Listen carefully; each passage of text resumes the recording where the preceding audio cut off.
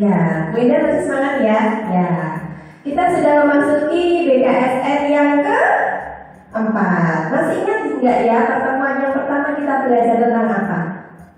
Tentang apa? Aku anak Allah. Ya, yang kedua tentang apa ya? Aku solidar kepada sesama. Yang ketiga tentang apa? Tentang apa ya? Aku diutus oleh Tuhan. Ya, yang keempat ini kita akan berbicara tentang tema apa Bu Ida? Gereja. Aku anggota gereja. Ya, pertemuan keempat ini tentang aku anggota gereja. Pertemuan keempat ini kita masih mengikuti bersama Kak Galih ya. Mari kita saksikan bersama. Selamat pagi adik-adik semua. Apa kabarnya anak Tuhan hari ini? Baik, sehat, luar biasa. Jumpa lagi dengan Kak Galih hari ini. Sudah pertemuan yang keempat. Kita mau ingat-ingat lagi pertemuan PKSN dari pertemuan pertama hingga keempat ini. Pertemuan yang pertama kemarin temanya aku anak Allah. Yang kedua, aku solidar dengan sesama. Yang ketiga, aku diberi tugas oleh Tuhan. Dan yang keempat yaitu aku anggota gereja Katolik. Nah, pertemuan hari ini, pertemuan keempat temanya aku anggota gereja Katolik. Nah, seperti biasanya ya, siapkan dulu kitab sucinya. Nah, yang belum ada kitab sucinya di depannya, Kak Galih beri waktu untuk mengambil kitab sucinya. Nah, jadi jangan lupa ya, kita bulan kitab suci harus rajin membaca kitab suci. Nah, kita mau bernyanyi lagu pembuka Kita Gereja Tubuh Kristus. Kita bernyanyi sama-sama.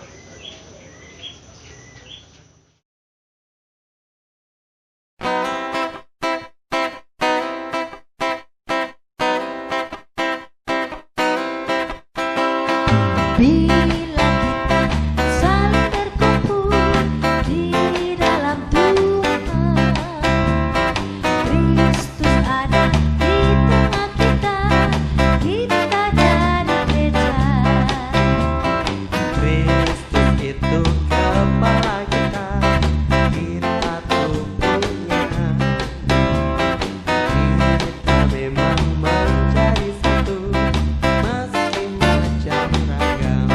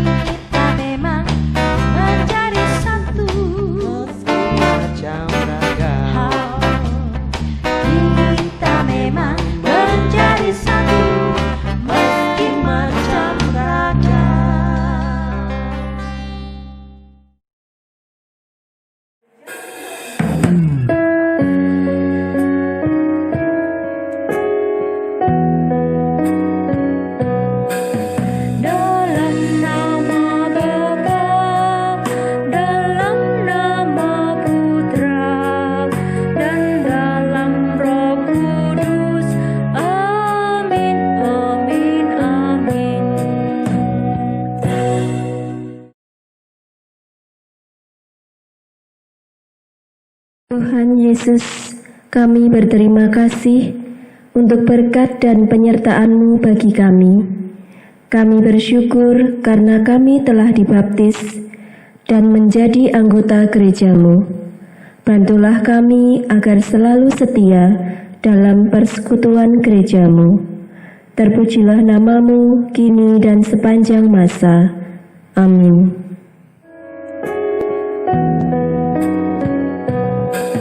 Dalam nama Bapa, dalam nama Putra, dan dalam Roh Kudus.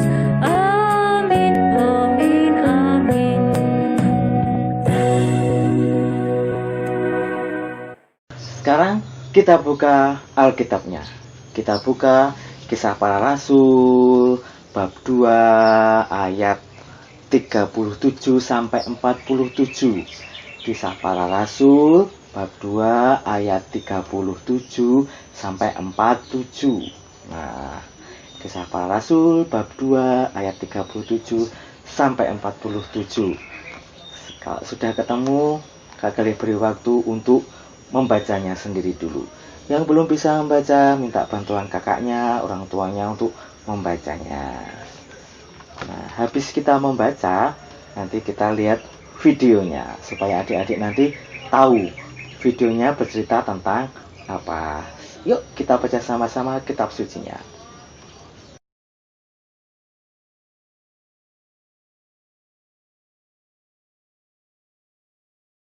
Nah, sudah selesai membacanya? Judulnya apa? Cara hidup jemaat yang pertama. Kita mau melihat video berikut ini supaya teman-teman di rumah bisa tambah memahami cerita yang barusan kita baca. Kita lihat videonya sama-sama. Ketika mereka mendengar hal itu, hati mereka sangat terharu.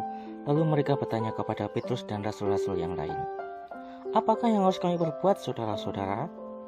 Jawab Petrus kepada mereka, "Bertobatlah dan hendaklah kamu masing-masing beri dirimu dibaptis dalam nama Yesus Kristus untuk pengampunan dosamu. Kamu akan menerima karunia Roh Kudus, sebab bagi kamulah janji itu dan bagi anak-anakmu dan bagi orang yang masih jauh, yaitu sebanyak yang akan dipanggil oleh Tuhan Allah kita." Dan dengan banyak perkataan lain lagi, ia memberi suatu kesaksian yang sungguh-sungguh, dan ia mengecam dan menasihati mereka, katanya, "Berilah dirimu diselamatkan dari angkatan yang jahat ini." Orang-orang yang menerima perkataannya itu memberi diri dibaptis, dan pada hari itu jumlah mereka bertambah kira-kira 3.000 jiwa. Mereka bertekun dalam pengajaran rasul-rasul dan dalam persekutuan, dan mereka selalu berkumpul untuk memecahkan roti dan berdoa.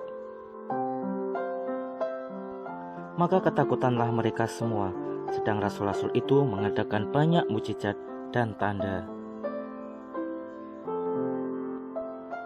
Dan semua orang yang telah menjadi percaya tetap bersatu, dan segala kepunyaan mereka adalah kepunyaan bersama, dan selalu ada dari mereka yang selalu menjual harta miliknya, lalu membagi-bagikannya kepada semua orang sesuai dengan keperluan masing-masing. Dan dengan bertekun dan dengan sehati, mereka berkumpul tiap-tiap hari dalam bait Allah. Mereka memecahkan roti di rumah masing-masing secara bergilir dan makan bersama-sama dengan gembira dan dengan tulus hati sambil memuji Allah. Dan mereka disukai semua orang, dan tiap-tiap hari Tuhan menambah jumlah mereka dengan orang yang diselamatkan. Nah, masih ingat pertemuan yang ketiga kemarin ketika Simon Petrus bersujud di depan Yesus, berlutut di depan Yesus. "Tuhan, pergilah daripadaku karena aku ini orang yang berdosa." Lalu Tuhan Yesus mengatakan apa? "Jangan takut, mulai dari sekarang engkau akan menjala manusia." Dan benar, setelah Yesus wafat dan bangkit, Petrus memenuhi apa yang dikatakan oleh Tuhan Yesus. Petrus menjala manusia. Semakin banyak orang-orang dibaptis, bertobat karena pemberitaan dari Simon Petrus, ya. Dalam Simon Petrus mengatakan bahwa kamu harus dibaptis. Kamu akan dapat pengampunan dosa dan akan mendapatkan karunia Roh Kudus. Semakin banyak orang dibaptis. Kalau dalam bacaan tadi ada berapa? Kira-kira 3.000 orang. Jadi dari pewartaan Petrus, Petrus berhasil menjala sebanyak 3.000 orang lebih.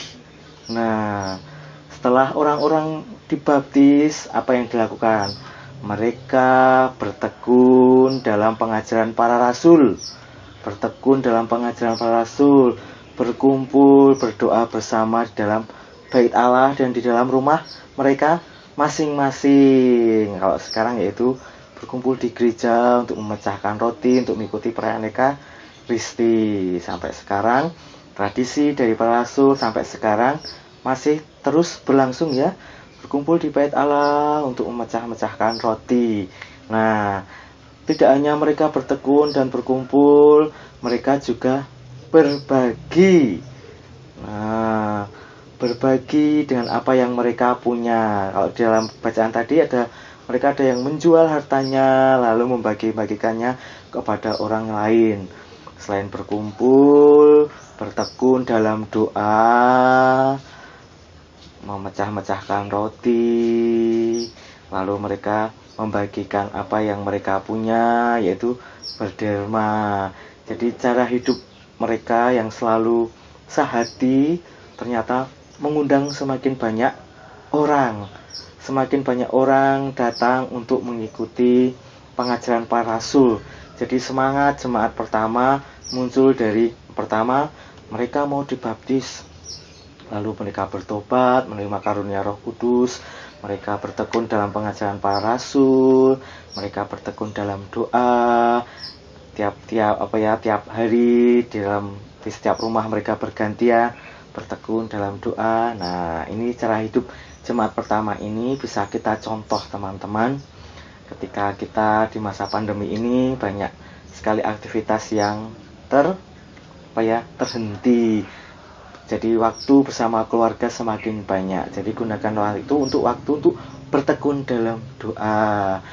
Dalam masa ini juga banyak sekali saudara-saudara kita yang masih kekurangan. Jadi apa yang kita punya, seperti teladan dari para rasul dan jemaat yang pertama tadi, mereka ada membagikan apa yang mereka punya. Jadi ini bisa kita teladani dan kita contoh. Karena kita juga sebagai pengikut Tuhan Yesus, kita harus sama seperti Petrus. Pergilah, kamu akan dijadikan penjala manusia. Kita pun juga diutus Tuhan untuk menjadi penjala manusia. Jadi kita bertekun, berdoa, berderma. Cara hidup itu yang akan membuat setiap orang sesama yang membutuhkan akan bersukacita dengan keberadaan kita. Dan tanpa disadari kita bisa membagikan sukacita, membagikan kegembiraan sehingga semakin banyak orang mengalami kasih Tuhan. Hari ini tema kita yaitu apa? Aku adalah anggota gereja Katolik. Yang masih ingat slogan sekami, yaitu doa, derma, kurban, dan kesaksian. Jadi doa, derma, kurban, dan kesaksian merupakan juga bisa intisari dari cara hidup jemaat yang pertama. Kalau kita mengaku kita sebagai anggota gereja Katolik, maka kita harus menghidupi doa. Bagaimana kita rajin berdoa, seberapa sering dalam sehari kita berdoa. Kita harus juga mengingat berderma, berkurban, dan memberi kesaksian, kabar sukacita. Teman-teman di sini anggota gereja Katolik, maka itu ingatlah, kita harus berdoa, berderma, berkurban, dan memberikan kesaksian. Nah, karena bulan kitab suci, pertemuan ini adalah pertemuan yang terakhir, maka dengan terakhirnya bulan kitab suci, makin rajin membaca kitab suci. Hari ini kita mau membuat kreativitas supaya kita ingat doa, derma, kurban, dan kesaksian. Selamat beraktivitas.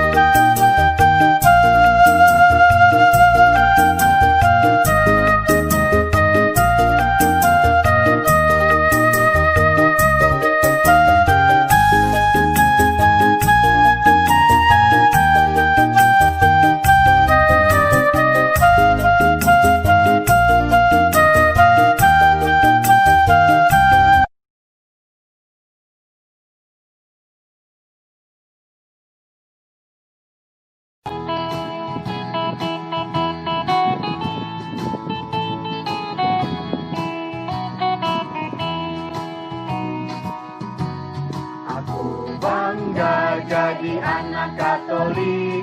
Penuh kasih berdoa untuk teman, penuh kasih berderma untuk teman. Kurban kesaksian akan kulakukan. Bangga, bangga jadi anak Katolik. Bangga, bangga jadi anak Katolik. Bangga, bangga jadi anak Katolik. Kurban kesaksian akan kulakukan.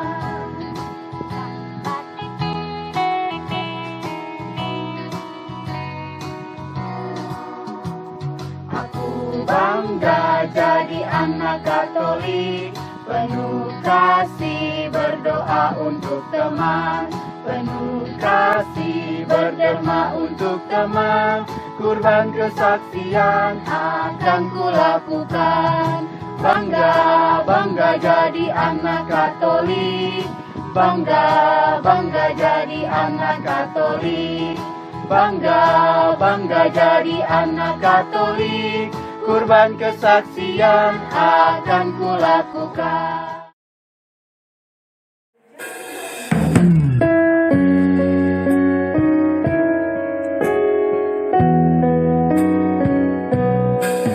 Dalam nama Bapa, dalam nama Putra, dan dalam Roh Kudus. Amin, amin, amin.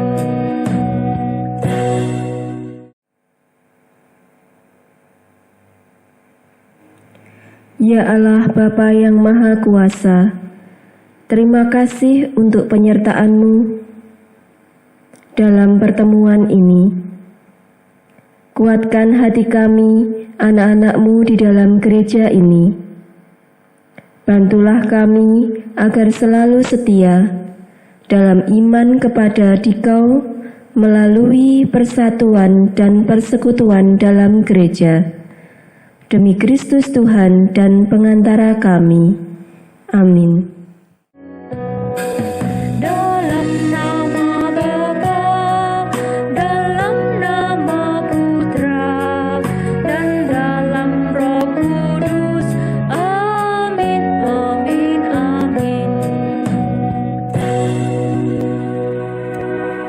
Nah, anak-anak, pertemuan BKSN sudah kita lalui 4 kali pertemuan, ya.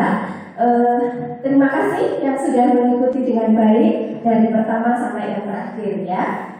Pesannya, semoga anak-anak bisa melaksanakan apa yang sudah dipesankan dalam pertemuan BKSN di tahun 2020 ini, yaitu kita bisa mengasihi sesama, bisa berbagi, kemudian selain itu juga bisa terlibat dalam kegiatan-kegiatan gereja dan juga bisa 2D 2K, yaitu doa, apalagi bukan? Derma, kaya lagi, kurban dan kesaksian, ya. Harapannya seperti itu. Semoga anak-anak bisa melakukan semuanya itu. Nah, ya, jangan lupa rajin membaca kitab suci, ya. Nah, minggu depan kita masih ada sekolah minggu, tetapi sudah tidak dalam bulan kitab suci nasional, ya. Sudah berbeda lagi. Nah, semoga anak-anak bisa mengikuti sekolah minggu depan, ya. Tetap semangat setia dalam Pia GKRSA. Dadah.